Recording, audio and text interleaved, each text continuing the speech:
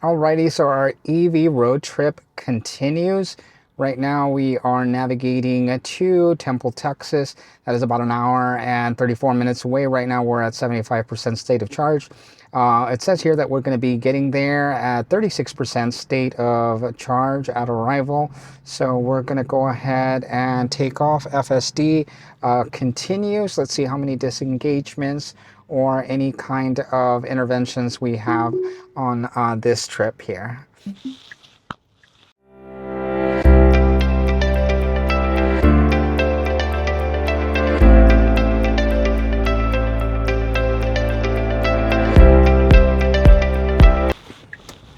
Important thing to note, I didn't actually film maybe the first 36 minutes heading back.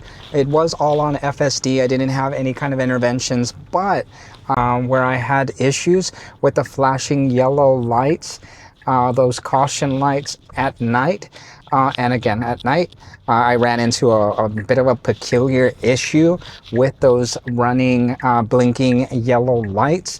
Once I was approaching them, and the first instance that I experienced this, I was going about 65 miles an hour.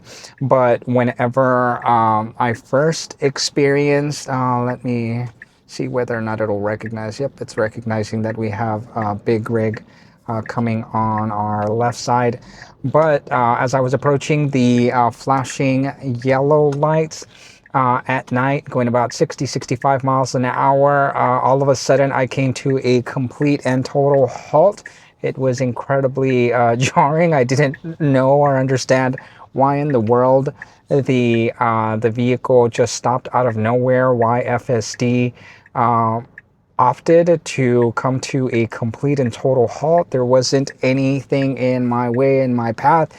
It was just one of those things that that happened. I need to do a little bit of research as far as if it's a known issue, problem, maybe that, I don't know, 14.2.2.2 has that could have possibly impacted the reason as to why. My gosh, we have a lot of like trucks here that are getting in and out of this location. I do not like the fact that I can't get, or I'm struggling to get the heck out, because a lot of big rigs are either coming in or exiting. So just about local here to make a left. But going back to what I was saying, my word, let's just hurry this up. Horrible, horrible. Here's a little bit of a gap. Thank the good Lord that FSD decided to seize that gap in hurry mode. But again, in the daylight, in the daytime, I was able to come back the exact same locations where I had those flashing yellow lights and proceeded without any kind of issue, any kind of incident. At night, I had 3 different instances of coming up against flashing yellow caution lights. And at every single instance, I slowed down to a halt. If it the first occasion 100% slowed to a sudden halt. The remaining 2, I had my foot at the ready on the accelerator, and I was able to proceed and get FSD. Those were the 2 interventions that I had in terms of selecting the accelerator, pressing down on the accelerator, and forcing the vehicle to continue to proceed, because there was obviously no reason as to why it would have wanted to stop, but nonetheless it did. So again, didn't experience that issue coming back. So again, we are about, let's see here, 275 miles into this trip total that is coming, and right now again going. We just filled up at the Iona charger here, 400 kilowatt dispensers. Obviously didn't get that. I think I mentioned that we ended up getting 263, 253 max. I want to say 263, but I gotta go back and look at the footage to be on the safe side. But you'll see exactly here how much we ended up getting as far as energy dispensed at the highest peak. So pretty happy about that, pretty happy about the experience at a nice location. But I gotta say, it's at a very remote location. Always glad that there's growing infrastructure for charging, because guess what? That means for families like mine and yours out there, if you decide to, do a big road trip and you come into Texas, you won't have to worry crossing like remote locations, because more and more chargers are popping up across America. So that's always, again, a great thing for those of us that are taking those road trips, taking family vacations, and venturing outward.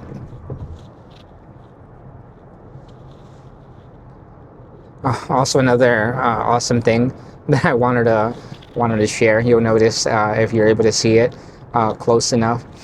There is a little icon here saying that I have a download available, and it is a software update, as I was hoping and also fearing at the same time that I wouldn't be able to get FSD 14.2.2.3, right, during my trip. And it kind of played out exactly how I figured it would play out. That I would be getting the update unable to connect to a Wi-Fi network to download and actually use for my trip, but that's okay, because again, this is my complete and total review of the prior build 14.2.2.2, and seeing how it does in real world situations, how far along one can actually get without any kind of interventions, any kind of incidents happening where you would have to disengage, intervene. But so far, even though there are several items that I would prefer this particular build to do better, it's done an amazing job. It's not lost on me that oh wow, okay, folks just really like slowing down at the very last moment when they are churning. I don't think that there was a blinker that guy put, so I guess it caught a couple of people ahead of us off guard. But autonomy, right? We're getting closer and closer to full autonomy, right? To full self-driving, unsupervised, right? We're really, really close. We've come a long way. Even me, who hasn't had a Tesla or the opportunity to experience different iterations of FSD, it's come a long way, leaps and bounds from whenever I was first introduced, and that was a year ago. Other folks who have been early adapters, who have seen the system do absolutely scary things, I mean, they can absolutely appreciate, right, how far this has come along the way. I can appreciate how far it's come from the builds, the FSD versions that I've experienced, and I'm not going to be spoiled about that. I'm going to say that the engineers at Tesla, engineers out there who are attempting to incorporate ADAS and their respective auto groups that are incorporating ADAS systems into their vehicles, kudos to you. Y'all are venturing into a brave, bold, new world that will absolutely transform how we experience driving across America from point A to point B. It'll be a completely different world, and I say in as little as 3 to 5 years. Hopefully we'll see that a lot sooner by the good folks at Tesla, and really being able to bring us a different iteration, a true full self-driving unsupervised option, much like the robo-taxis have right now. But again, a lot of things to be thankful for. Not going to be overly negative, not going to be overly picky, but again, I will not hold back in terms of different things that are occurring as I'm commuting to and from a location, to and from this, this little road trip that I'm experiencing here. And it's always great to put this kind of content out there true experience, real world driving. That way, hey, you can chime in. You can tell me, how was your experience live? Don't pull any punches, right? Go ahead and let me know exactly what you felt could have been improved upon in your experience, in your attempts of driving with FSD.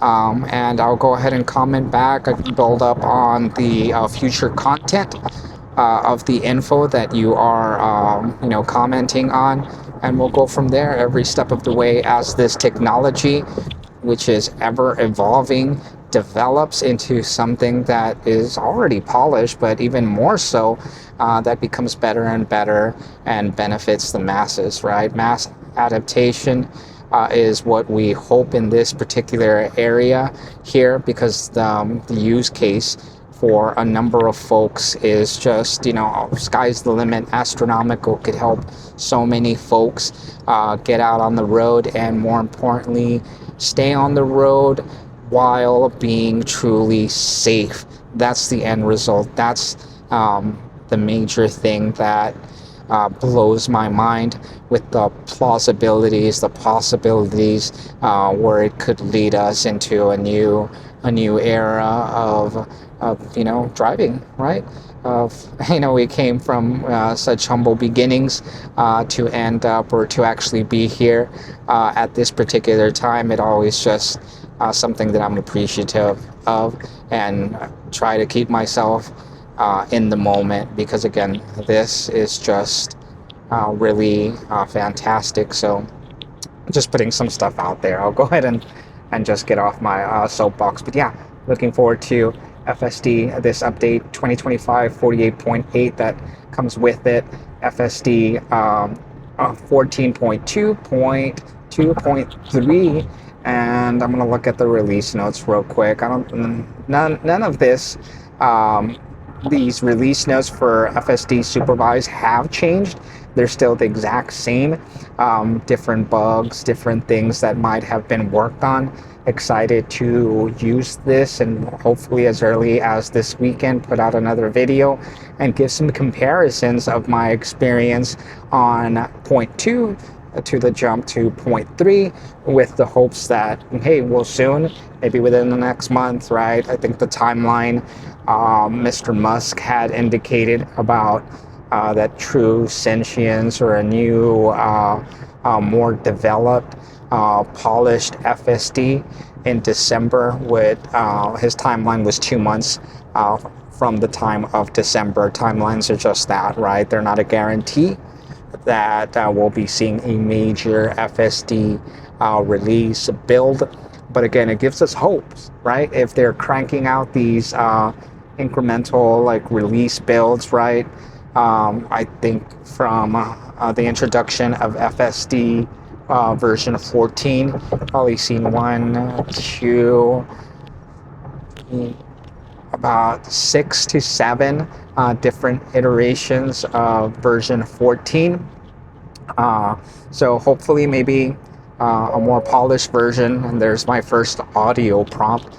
A more polished version will be seen with version 14.3, and you never know, version 15 might not be too far away. They have a tendency, the good folks at Tesla, of jumping, not necessarily going through every single number from 0 to 10 before it jumps to, or 0 to even 100 before it jumps to the next version, 14, 15, 16, and so on.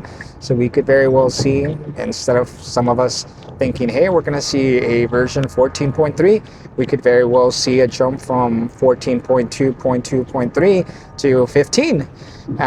But yeah, and again, it's also going to coincide. It's really interesting, and I just put that out there because it's going to coincide with a major announcement that was made, that as of February the 14th, FSD will no longer be available in a purchase all-in package, right? The $8,000 purchase for the lifetime of the vehicle use is going away, and with it will be 100% subscription model. And again, the possibility could be that we experience not only that being sunset, but also an introduction of maybe FSD supervised or unsupervised, I should say, at a bit of a higher price point, or replacing the $99 price point that FSD unsupervised has. And then again, the possibility of FSD unsupervised being reduced, that is something that could really carry forth mass adaptation, a reduction of maybe $75 a month, $50 a month. That would be such the sweet spot if we experience $50 a month FSD supervised, or again, kind of day-to-day use whenever you choose to, right? Whether it's hourly, whether it's daily rates that could potentially be introduced. That is a mass revenue stream that Tesla can buy into. You've seen the news. You know that there is been a lot of different factors, right? Along with it, the $7,500 federal tax credit that has been removed. That's impacting overall sales, along with bad press, right? We're not going to get into that. That's just completely, out of our scope here on this show. A lot of things kind of are out of our scope, but we're still talking about them. But nonetheless, right, we're not going to get into that whole, that area, right? A lot of gray going on there.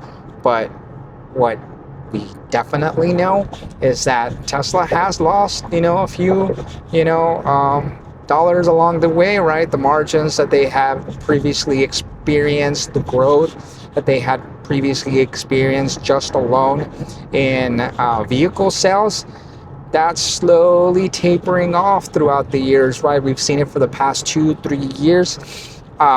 So again, another revenue stream that Tesla could tap into, and it's a good direction, I feel. Autonomy, AI, right? Helping and improving, day-to-day things. And again, FSD, introductions of different price tiers, FSD supervised, unsupervised, they could all potentially be the next phase that Tesla decides to take these vehicles, right? And before you know it, I mean, the idea was out there, right, to be able to have a revenue stream for the purchaser, right? For us, the consumers, we've had that idea thrown around that, hey, not only will you be able to buy this vehicle that has the possibility, to fully drive itself from point A to point B, but while while you're at home, you could go ahead and make your vehicle available to the masses for rideshare options, and that consumer, right, who purchased the Tesla product, the Tesla vehicle, can actually, create a revenue stream for themselves and have that be a rideshare program, and then take off, go to its job, come home, and then the original purchaser just cash in. I don't imagine it would be too great of an amount that one could, like, as the actual owner of the vehicle, collect on. But I mean, different exciting things are happening, and I, for one, am very excited about that, and definitely look forward to what comes in the future, in the maybe 1, 2, 3 year immediate future, right? So again, the release notes are it seems like they're pretty straightforward. FSD, there was really no change there. Parking, there's no change there. One thing I will say, and I will spotlight, parking. Even in this point 2 release of FSD, parking has gotten substantially better. I am actually impressed at how quickly and accurately my Model Y has been able to park. At our meeting, I ended up taking a few co-workers on a drive, and on the way back, one of my peers was driving back, or actually the vehicle was driving back right after he got to experience just the vehicle itself. And we were on FSD, and there was the possibility that the vehicle, it started it started parking. It parked in reverse, and it looked like it had an angle where it wasn't going to make it in one reverse attempt. For those of us that have had version 14 from the word go, from the first iteration, we know that it took quite a couple of different times for the vehicle to get into its parking space, right? It wasn't perfect, but this build has drastically improved the vehicle's ability to get into a spot on the first shot. So we were getting into a spot thinking I was saying it, I was calling it, like, man, guys, we're going to go ahead and overshoot this. This isn't going to be good. It's probably going to go forward, then back in, and it'll probably take a little bit of time. But the vehicle, the car, the Model Y proved me wrong. It was able to angle itself at the perfect speed to get itself centered between the lines, and that was a huge win. So as far as like parking goes, that has improved exponentially. I hope it continues and there's a discernible difference in the next 0.3 FSD. Let's see, Mad Max. I'm also hoping that the speed profiles are improved little by little with the introduction of Sloth, the introduction of Mad Max, and I think it was version 14.1.7. They really dialed back the speed profiles to the point where for a hot moment, I was thinking to myself, I feel a little unsafe at the current speed profile that I'm at, or just the speed I was going whenever I was on standard mode, or going incredibly fast on Mad Max whenever I select that. But now the speed profiles seem to be a little more dialed in. Don't get me wrong, there's definitely room for improvement that I would love to see, because experiencing FSD 13.2.9 with just chill, standard, and hurry, I felt I could be on standard mode at any given time and it was calm. It was cool. It was a collected customer, and it was confident, right? So I felt that was the peak of vehicle speed profile that I would drive myself. But again, in a recent release, right, with FSD 14. It kind of took a little bit of a wrong turn, but the good folks at Tesla, the engineers, are really working late hours, I might imagine, and actually getting these things polished, right? Getting the feedback from the top down, right? Getting feedback from consumers, hearing exactly what we are saying, and trying their best to get a better product out to the masses and a safer product, right? The last thing we want is to be at a speed profile that says standard or hurry and being 70 miles an hour like it is right now, but impeding traffic going 50 miles an hour, not really recognizing or staying with the flow of traffic. We want to be out there, we want to be safe, and we want the autonomy. We want our cake and we want to eat it too. So I really like that about the speed profiles that we had. UI improvements, nothing there. FSD, same notes. I really hope that the navigation data in 0.3 improves. I've seen some videos out there. I doubt that there will be any discernible difference in terms of navigation map data being dialed in, which is what I thought it used to be in 13.2.9, but from the word go and version 14, navigation data has just been awful and feels at times like it's gotten worse, taking end user on routes that shouldn't be taken, that just make your trip a little bit longer, in essence, right? Because literally we're going down a road that is at a further distance away from point A to point B. So I hope the navigation data improves in that regard to point 3. Everything else looks to be pretty much the same here. I'm gonna go ahead and just break for a little bit. I got about an hour and 5 minutes to go, 61 miles before my next stop, and that is in Temple, Texas. And this is an impressive charging station. Besides it being at a Buc-ee's, it has 60 stalls, I believe, and it has version 3 and version 4 next to each other. It has version 3 and version 4 superchargers next to each other. Why somebody would opt to select a version 3 dispenser when it has version 4 in very close proximity is beyond me. But I gotta, keep my mind focused when I get there and not accidentally park out a version 3 supercharger. But yeah. I'll go ahead and report back in a moment.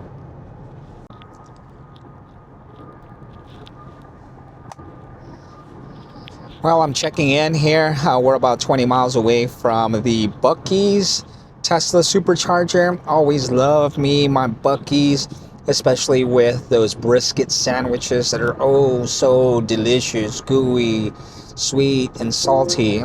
Probably bad for me, but always love them. Most definitely bad for me or anybody who's consuming them, but I mean, it doesn't change the fact that they just make the heart, the soul feel good. My opinion, putting it out there. Don't judge me. Buc-ee's, if you know, you know. We're about 19 minutes away. We'll be getting there with a 33% state of charge. We've done excellent. I feel that FSD shines in highway settings. This is exactly the settings where FSD comes in huge handiness, right? But yeah, I feel that maybe it's just me going home, me wanting to get home, and me just excited to see my wife and my kid. Maybe it's just that extraness, I'll say, that makes me feel that FSD has done a much better job on this leg of the trip as opposed to our first leg. But nonetheless, I couldn't be happier with our experiences, kept with the flow of traffic, done a great job of passing up like vehicles, of just staying safe. There was a little situation that I came upon getting onto the highway, 2 vehicles muscling back and forth with one another. That could have potentially ended badly for a lot of folks, but FSD kept its distance and was safe in every single aspect of my journey so far. So I just wanted to touch base, and we will check back in once we get to Buc-ee's. I'll go ahead and provide some commentary as we park.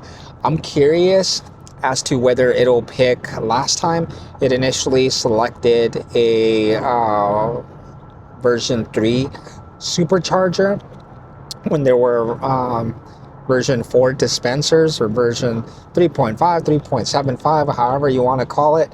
I had to move myself manually, right? I had to drive myself to the version 4 dispensers, but I'm curious whether or not this part of the trip, arrival, whether it will choose to pick those version 4s or just go with the flow like it did last time and pick the closest available chargers dependent on where it chooses to enter. There's a couple of different ways that you can enter at that Buc-ee's. So I could see if hey, it entered at this particular entrance, then it would that is close to the version 4 stalls, then of course it would navigate there. But again, last time we ended up going through an entrance that the version 3 dispensers were at, so quite naturally I feel that's what it did, that it just gravitated to the closest available stall. But we'll find out shortly. All right, see you in a bit. Less than 13 miles to the Buc-ee's. because the Bucky's pretty much off the highway, unless going this way, I gotta exit, take the access road for a bit, and then make a left. I think that's what's going on. It's not immediately off the highway going in this direction, traveling 35 southbound. So I think that's what's going on. But oh, FSD decided to go all the way to the slow lane and then come all the way back to the middle lane. I don't see any kind of advantage as to why it chose to do what it did, but maybe it's something that I didn't actively, pay attention to as I was driving along, or as the vehicle was driving along. I wasn't being a good supervisor here. Maybe not have noticed something. Oh well.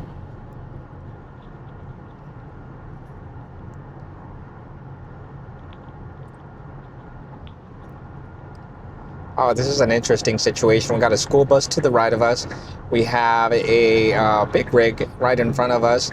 And then another vehicle, a Jeep, I believe, that was in the fast lane that was pretty close. But it handled the situation like a champ. It just got as close as possible. I mean, not too particularly close to that big rig, but it ended up speeding up to the point where it passed the Jeep, got into the fast lane again, and just passed up those vehicles that may have been impeding its speed. Because again, right now we are on hurry. We are taking a little bit of a hit in terms of efficiency for this leg. Since we last charged, we are at 306 watts. Now it's telling me a nice little audio prompt with to please pay attention to the road. So 305 for this leg, 279.9 watts per mile of round trip that we've experienced so far. Let's see what our final numbers are going to be. And I'm also curious right now to see on the Energy app how much percentage we have used as opposed to our projection. So right now, 17.8% from last charge that we've consumed, which in fact, that's odd. It says 3.8% less than the trip projection. I feel that a good amount of it has been on highways that have been at a lower speed. I think 60, 65 were the majority of the speed limits, nothing over that. Right now, again, a good stretch of this highway, I want to say conservatively a good 20 miles that we've been going, probably less than that, right? 15, 20 miles that we've been at a 75 mile an hour speed zone, traveling over that with hurry. So I gotta believe that the projections are gonna change. And as I say that, I laugh, I chuckle, because it went from 3.8 less than trip projection to 4.1 less than projection. So anywho, and it actually says that the driving here, if you look a little more closely at the stats, that the driving at how we've been maintaining speed, it's actually saved us about 3.5, 3.6%. So there's that. Shoot, climate, I don't really have, let me check. Actually, I have it at 4, but I don't have like both vents working. So let's see. Yeah, I mean, so far so good as far as the consumption. We're projected with this range to be at 97 miles range over the last 200 miles. And again, that's with 39% state of charge at this time. Last 100 miles, pretty much on par, 92. Good, 5 mile difference. And over the last 10 miles, 82. So you'll see the difference there, 82.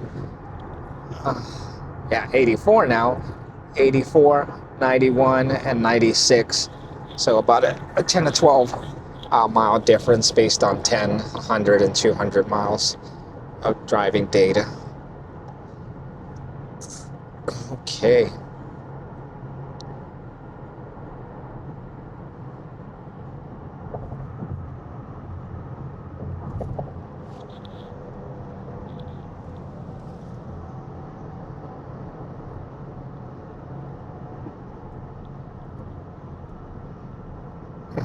This flatbed truck,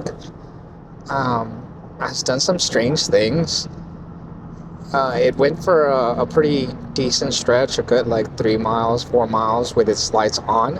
At the time, I didn't know why it turned on its lights. Not like it's a first responder or anything. I could see a situation where, hey, maybe there was an accident and then the police had dispatched for, the flatbed truck to go to a scene of an accident, things like that. I could maybe see, but wasn't the case. He was just riding somebody's bumper and wanted that individual ahead of it to get out of the lane.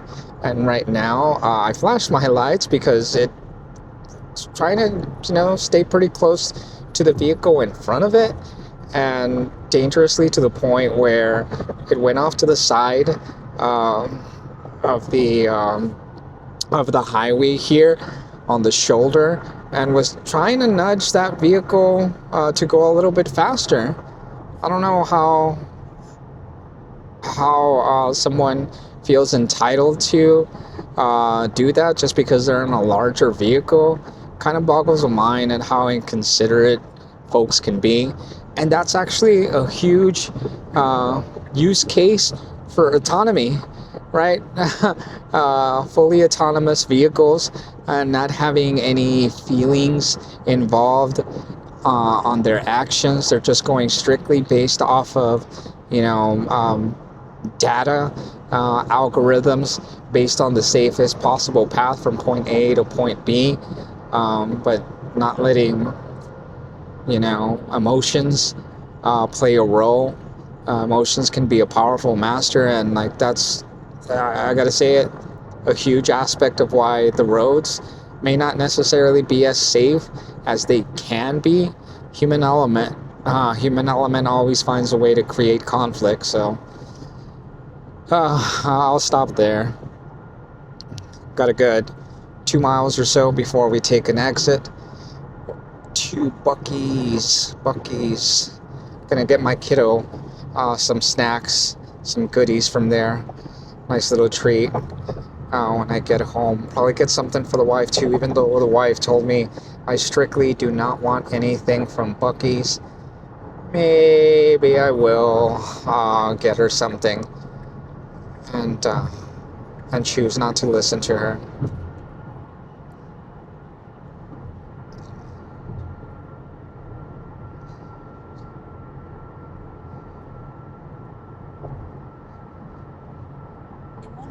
Take exit 304 on the right toward Texas 363 HK Dodger.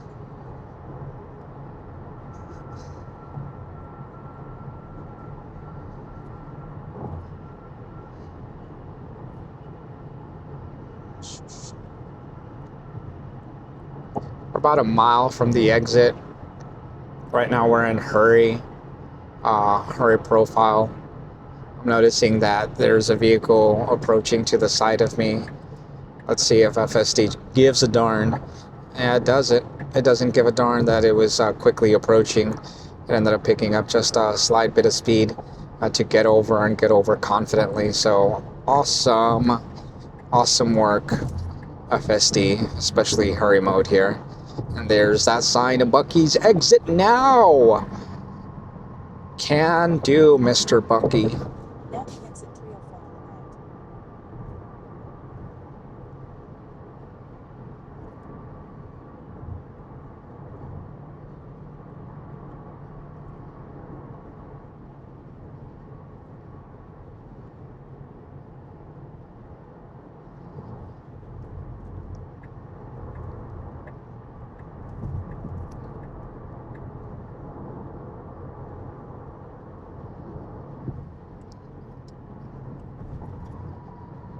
And kind of just what I thought.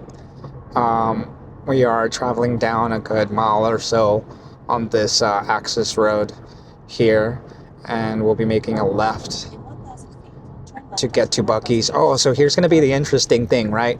Here's the question that I posed a little bit earlier to myself and to you. If I put that on the final version of this video, but I asked myself, will the Model Y choose version 4 dispensers dependent on the entrance that it takes. Before, I ended up coming off the highway opposite direction, right?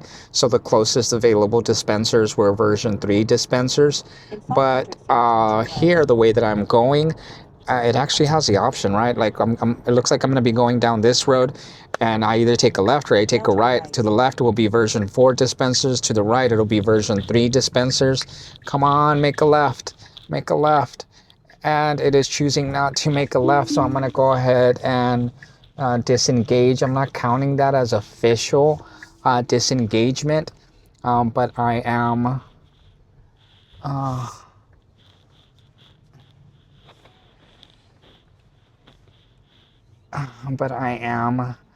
going to park at one of these stalls.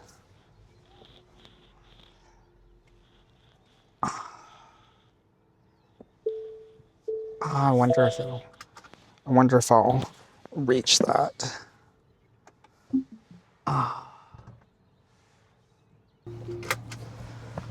Alrighty, so we're on the last leg of our journey, and it says that we're going to be taking 2 hours and 44 minutes over the course of 188 miles. We'll be getting home at 5% state of charge. Let's see how we do here, and let's go ahead and hit that start self-driving. I got the banana pudding at Buc-ee's, and in all honesty, I'm not impressed. Folks rave about how good the banana pudding is there. Again, I'm not impressed with their banana pudding offering. Could have been a whole lot better.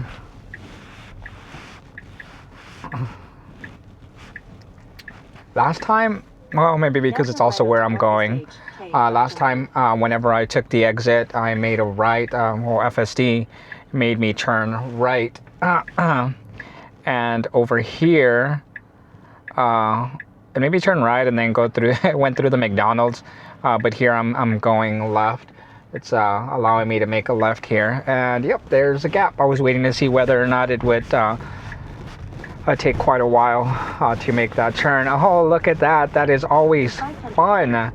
Whenever the cameras, whenever the steering wheel does these sort of things. Telling me I'm gonna get there with a 20% state of charge. I wanted to say 15 minutes, and I have my navigation set to say 15 to 20 minutes, but it's still taking me now. I believe it's taking me through Austin. Sorry about the fogged up windows. I did try to defog, but just didn't let me do that. Yeah, it looks like it's going to take me straight through Austin. Before, it wanted me to go through the toll roads, which would have saved me a good 10 minutes or so. Well, we'll see if there's any kind of change in the navigation data between now and the time that I get closer and closer to Austin. We'll find out soon enough, right? But yeah, did you see the steering wheel? That was scary. Made a left. It hasn't done that in a bit. A little bit of brake stabbing, if you want to, call it that. Just a hesitation steering wheel, going from left to right, trying to decide which lane it was going to pick. Luckily, we didn't have any kind of issues or anybody directly behind us that impacted us.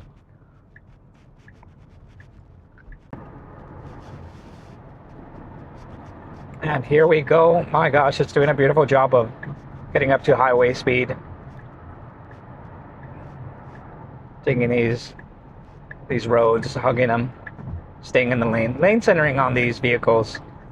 I mean, I've had my fair share of other vehicles that may have done lane centering, but nothing like this. This is just confidently right down the lane. No issues, no kind of concerns whatsoever.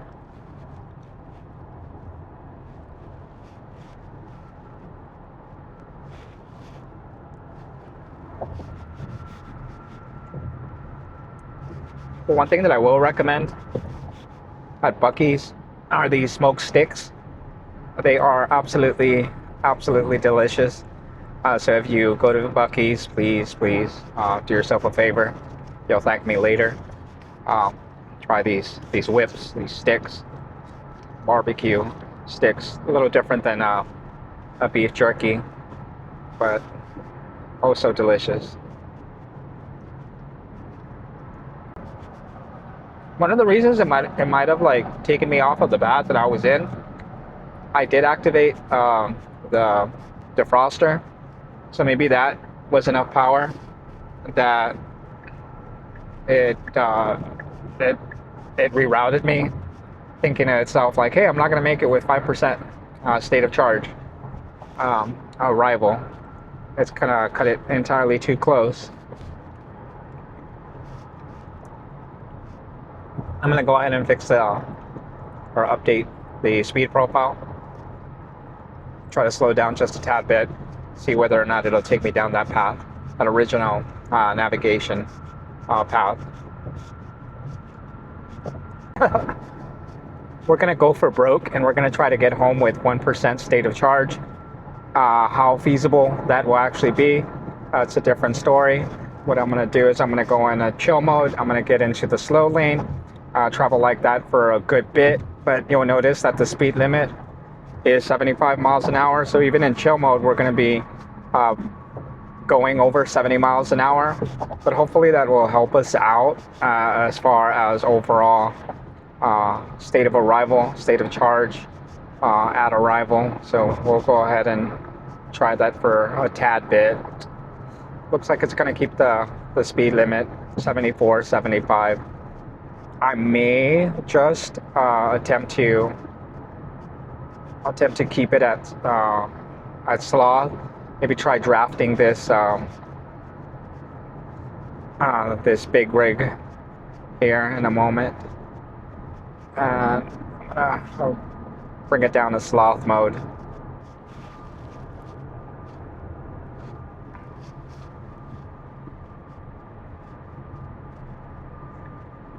It's not gonna do it.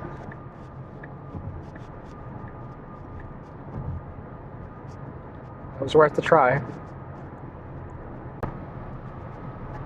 That's an interesting thing. No matter how hard I try or how I bring down the speed profile, I'm still gonna want to pass up the trucks or the vehicle that I'm behind if I get to a close enough distance. One thing that I'm noticing about 14.2.2.2. I'm bringing it back down to sloth mode.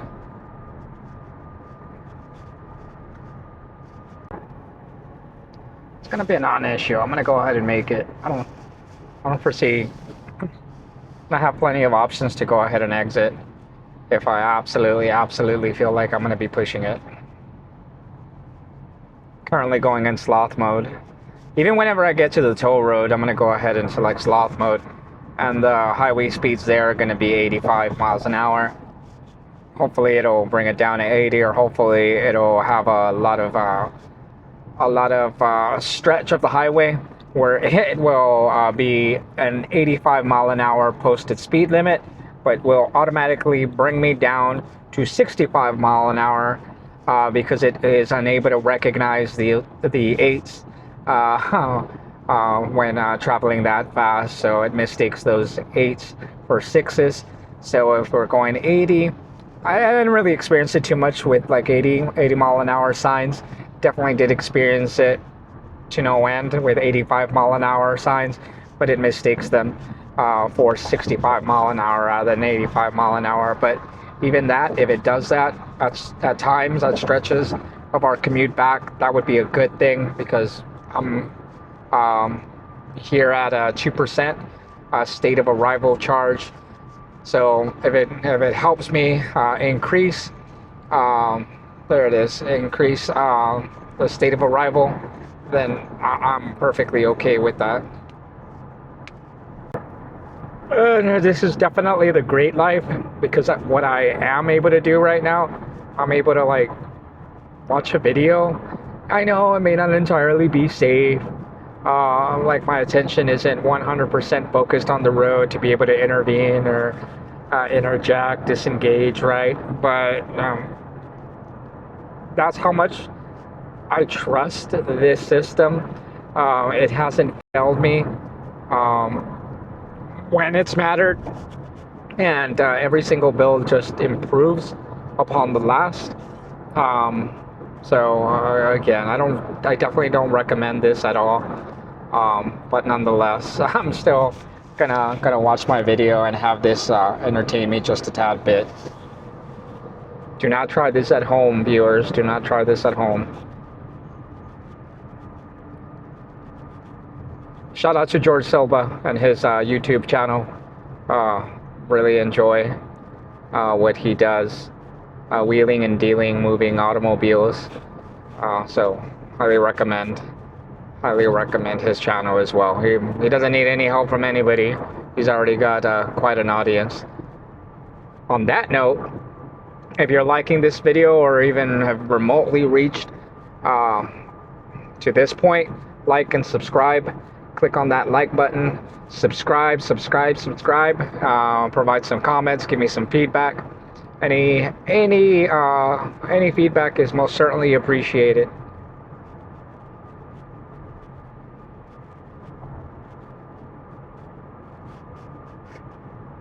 We're doing a little bit better as far as efficiency. We're at 283. At our last leg, we were at right about 300, a little over 300 watts per mile. 279 is what we're averaging for the entire road trip here. So we'll see what our final numbers come out with. I'm actually like increasing the state of charge at arrival up to 4%. See what we end up with, and we're about 14 miles out from the toll roads that we'll be taking. And we are getting onto the toll road at the beginning of the entrance to the toll road. We're not going to see speeds pick up for maybe at least another mile and a half. But just kind of interested to see how quickly it picks up, if it picks up significantly. Again, we're in sloth mode. Sloth mode will always have us about 5 miles under the speed limit, never going over the speed limit. Some issues that we're going to be contending with are the signage. 85 miles an hour speed limit signs are recognized as 65. That'll help our cause to get there with plenty of juice.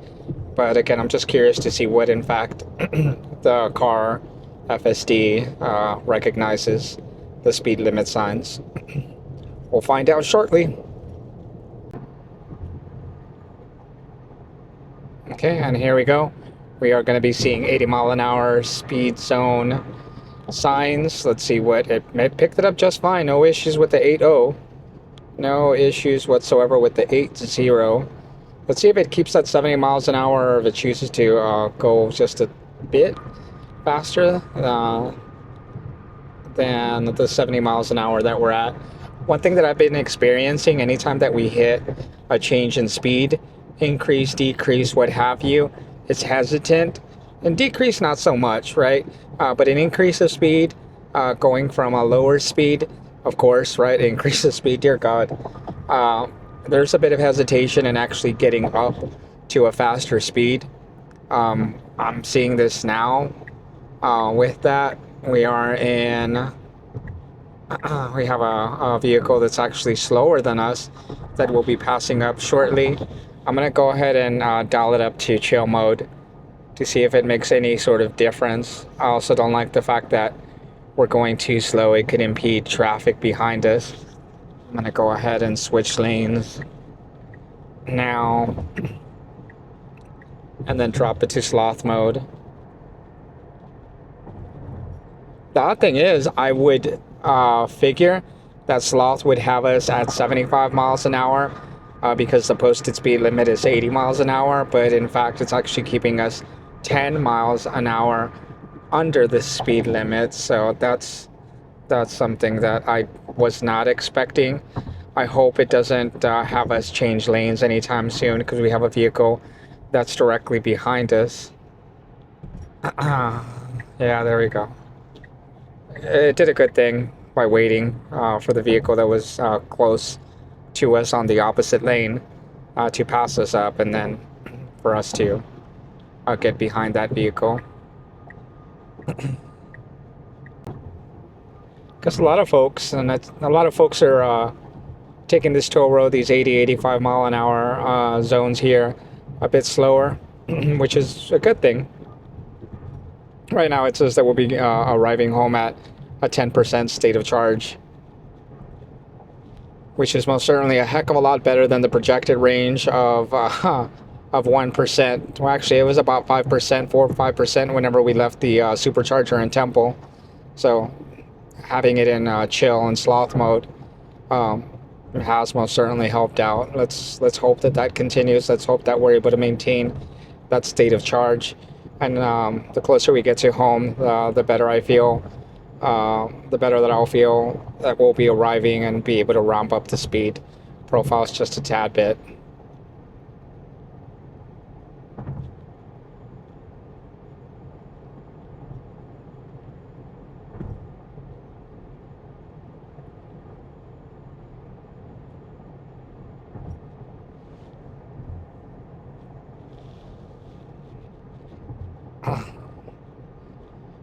And the last thing that we also contended with coming down the toll roads, it picked up the exit speed limit. So in that instance, that exit that we just passed by, it was a speed limit of 45.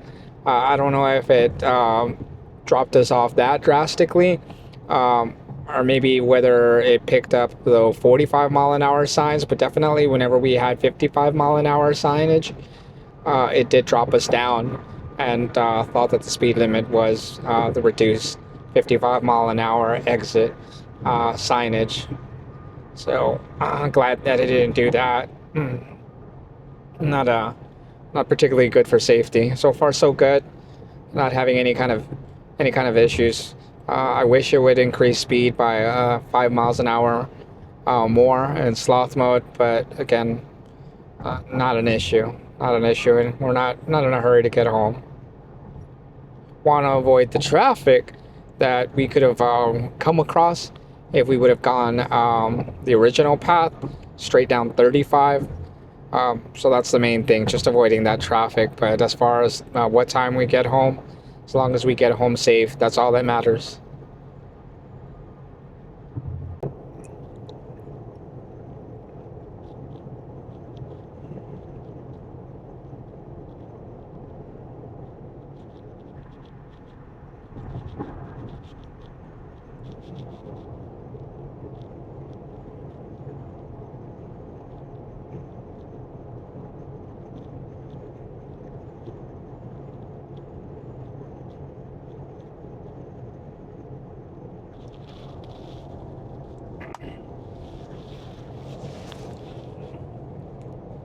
Gotcha. That makes sense. I love you. Oh my god.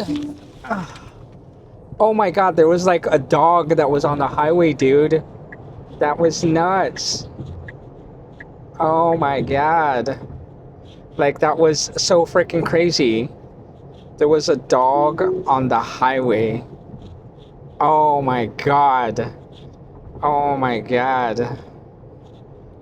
That was nuts. Yeah. Like, the car, like, completely, like, stopped for it, but then the dog, like, out of nowhere, like, stopped. Oh my god. So, like, I had to, like, swerve to get out of the dog's path. I did not kill the dog. Somebody surely is going to kill that dog. It looked like a wolf. It was like a white dang dog. I'm like, is that a wolf? Is that a dog? That had to have been a dog. There's no way, like, over here by the Tesla factory, that there's a goddamn wolf. Well, white coyote? Yeah. Anywho, I don't know. I'm recording, so, like, well, I'll find out.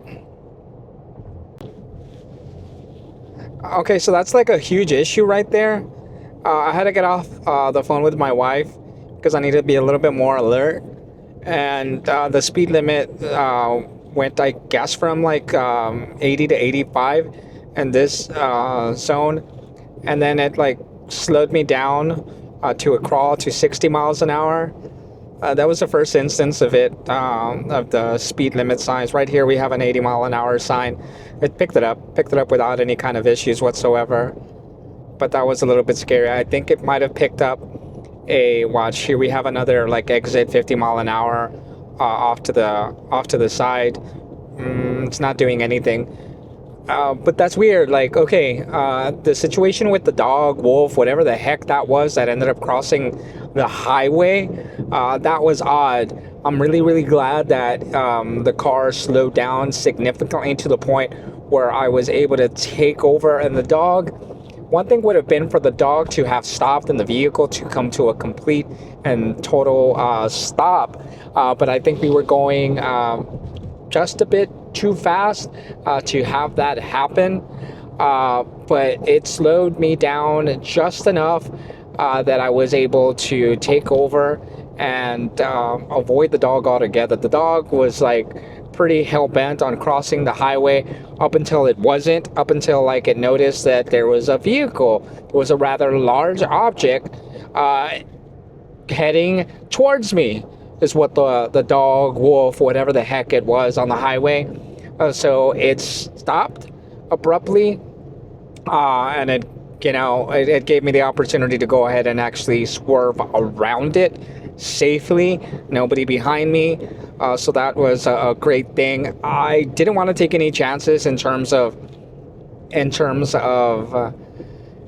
seeing what FSD would have done, whether FSD would have went around the dog, but again, there's no telling. Like in the path that I was in, where the dog was directly in front of me, if I would have gone left, that would have been the path that the dog might have continued if it didn't momentarily stop. I wasn't entirely sure altogether whether the dog actually came to a stop, hesitated, and was starting to proceed, or what was going on, right? So again, if it would have gone to the left and the dog would have proceeded, then I would have still been in the dog's path, even more so, right? Depending on how fast the dog was trying to cross the highway.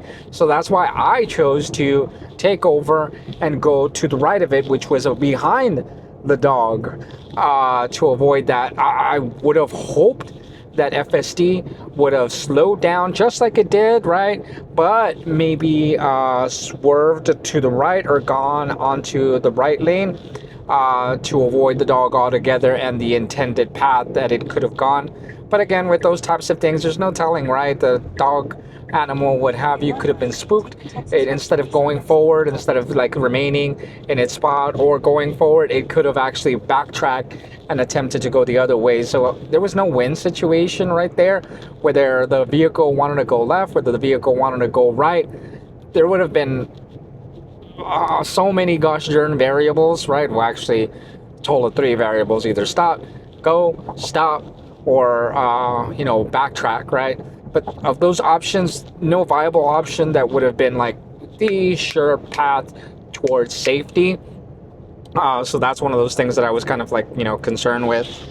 But right now, I mean, that was one disengagement there, because given the situation, it was just incredibly dangerous for me not to have taken over on the wheel, not knowing what FSD was actually going to be doing. But anywho, and then my wife was on the phone with me at that given time, which kind of like just, made me feel a little bit more uneasy, not, having the ability to stay attentive to the road.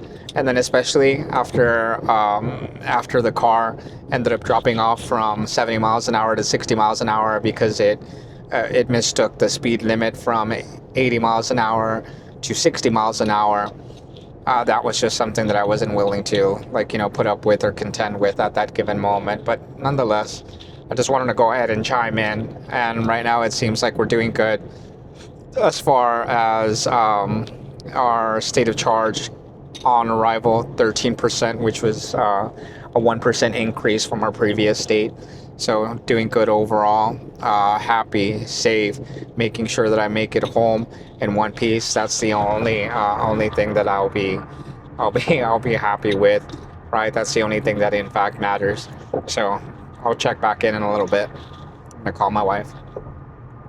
Okay, I think we spent a pretty fair amount of time going on sloth mode, and we're about 32 miles from our exit. That should be enough. I'm gonna go ahead and just for the fact that for safety purposes, right? Okay, so there it is, 65 miles an hour, 85 miles an hour. It's thinking that it's 65 miles an hour, and I feel like I'm incredibly, I'm impeding traffic drastically.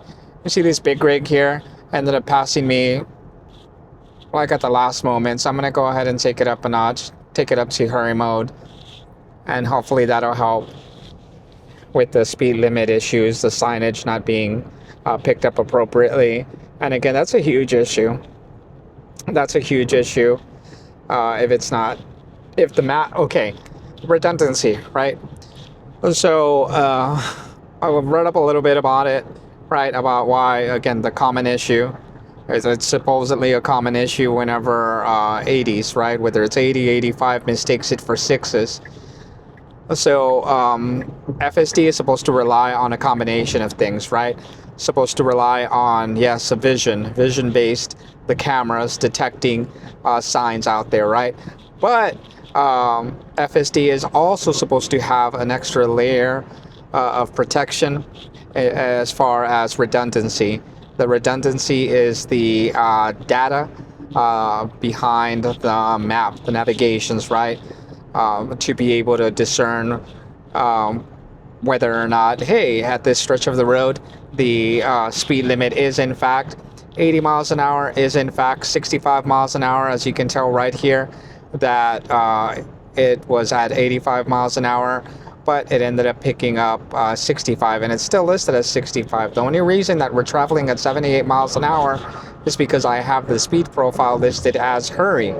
So that is the only reason. If not, if I had it in standard mode, if I had it in chill mode, I would not be traveling 80 miles an hour down the highway. And I hope it maintains this speed.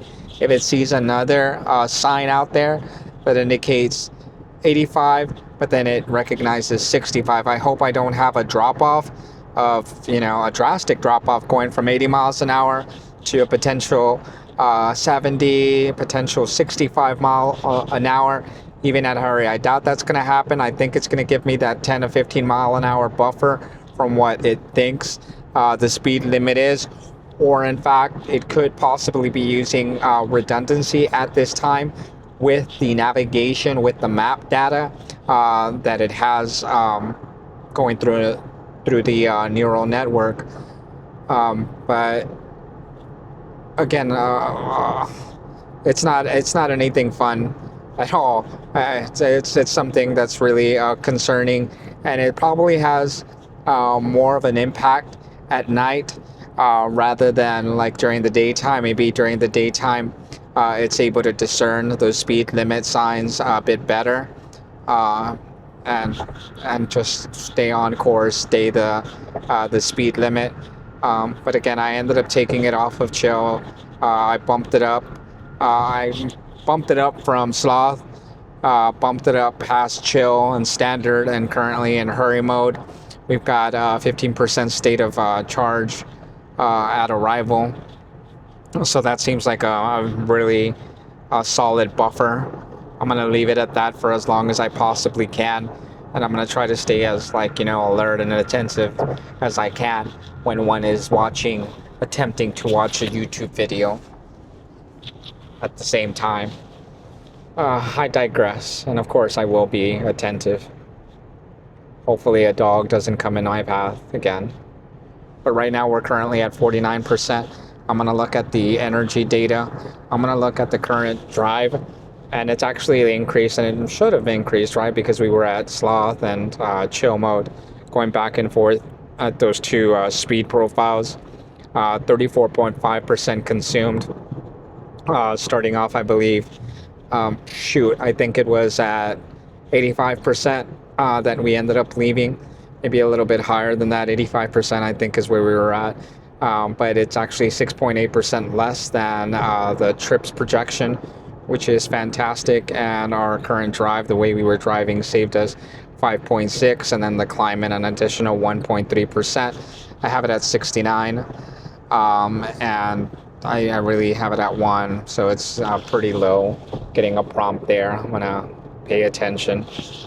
So there's that. As far as consumption, it indicates that we have a projected, based on the last 200 miles, 118 miles worth of range, as opposed to 132 last 100 miles. It's indicating that we have 123.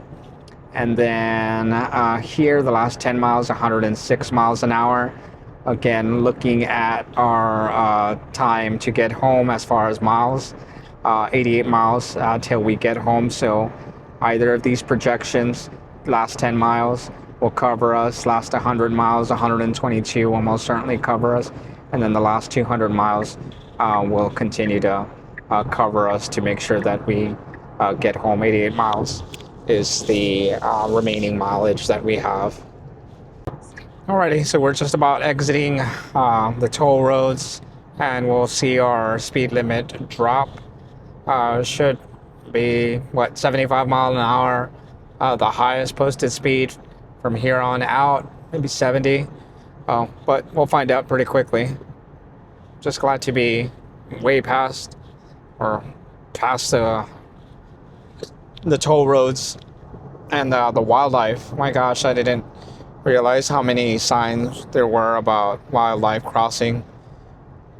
At night it's going to happen, so who knows what that wildlife that came in my path was really, but just glad to have made it past that that section there. 45 miles to go before we take the final stretch home here. So we'll go ahead and check in a little bit. Alrighty, so I'm going to pick up the video from here. We have about 4 minutes left, 1.29 miles, and we have traveled over 640 miles round trip. I would say, barring any unforeseen circumstances between now and 1.7 miles, this has been a successful FSD trip. Again, not an absolutely perfect trip. There were 2 instances where I had to intervene, not disengage, but intervene at 2 different stops. There were hazard lights that FSD, for whatever reason, mistook it for maybe stop signs. It came to an abrupt stop. That's all that I know. Don't really know basis as to why it would do that. It was at night. That could have impacted. So 2 interventions and 1 disengagement, only because of the safety of the situation that I was in. There was wildlife crossing the highway. The car slowed down perfectly, just like it ought to, but I had to take over to make sure that I wasn't going to inadvertently hit the vehicle by opting one choice, or allowing the vehicle to select an option that could have in fact put it in harm's way. But again, other than that, I feel that it has been a successful trip. FSD has most certainly proven that it has the ability to improve a trip similar to this, or any other trip that is lengthy, anything over 100 miles, anything city traffic, city driving, things like that, daily commute. FSD just has the ability, in this specific iteration, 14.2.2.2, did a phenomenal job. And as you can see there, I have a download icon ready to download 0.3, the next firmware update for FSD. Looking forward to downloading that tonight and trying it over the weekend. But again, successful FSD trip. Can I get to point A to point B of my road trip successfully without, any disengagements or any kind of interventions? almost. And again, I think the factors in this, the wildlife, I mean, you can't help things like that, right? The the light situation, that's a whole different story. There could be improvements on that. The nighttime, I feel, impacted that. But overall, really pleased, incredibly surprised about the things that I encountered on this mini road trip of just over 640 miles. But again, overall, a happy camper. So if you're still with me, which I may not think a lot of you are, please like, subscribe, also leave your comments there, and we'll see you again on the next one.